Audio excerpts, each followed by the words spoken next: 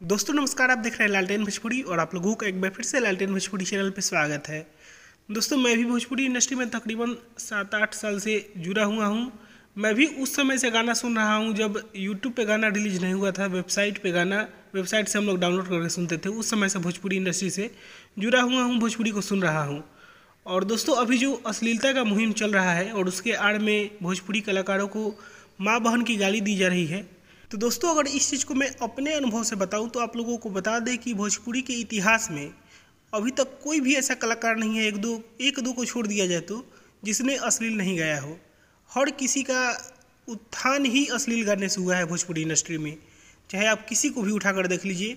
रहा बात जातिवाद गाने का, तो जातिवाद गाने में भी किसी पर्टिकुलर व्यक्ति को तो नहीं कर सकते, लेकिन मैक्सिमम ने भी गाया है। चाहे वो पवन सिंह को उठाकर देख लीजिए, रितेश पांडे को उठाकर देख लीजिए, प्रमोद प्रेमी, किसी को भी उठाकर देख लीजिए, सब ने जातिवाद वाले गाने गाए हैं। लेकिन अब ये कुछ समय तक रुका हुआ दिख रहा है। बात करते हैं हम लोग लड़कियों का नाम पकड़ के गाने का, तो ये भी मनोज तिवारी के समय से ही आ रहा है। रिंकी के पापा पवन सिंह ने भी गाया है, लुलिया काम आ गए, प्रमोद प्रेमी भी गया है, छोटी से चोट लगा था, सब ने गाया है लगभग। इसमें केवल पर्टिकुलर खेसारी लाल यादव को ही नहीं बोला जा सकता है, सब ने गाया है। अब दोस्तों हम लोग बात करते हैं अश्लीलता के बारे में। पिछला कुछ समय से अश्लीलता भोजपुरी में रुका हुआ है, लेकिन आपको एक चीज़ का गारंटी देता हूँ मैं कि भोजपुरी से अश्लीलता रुक सकता है, लेकिन डबल मीनिंग गाने कभी नहीं रुक सकते हैं। इस चीज़ को आप कभी ख़त्म नहीं कर सकते हैं। डबल मीनिंग गाने आते ही रहेंगे भोजपुरी इंडस्ट्री में, चाहे आप चिल्ला के कुछ भी कर लीजिए। भोजपुरी इंडस्ट्री से डबल मीनिंग गाने नहीं हटने वाले हैं।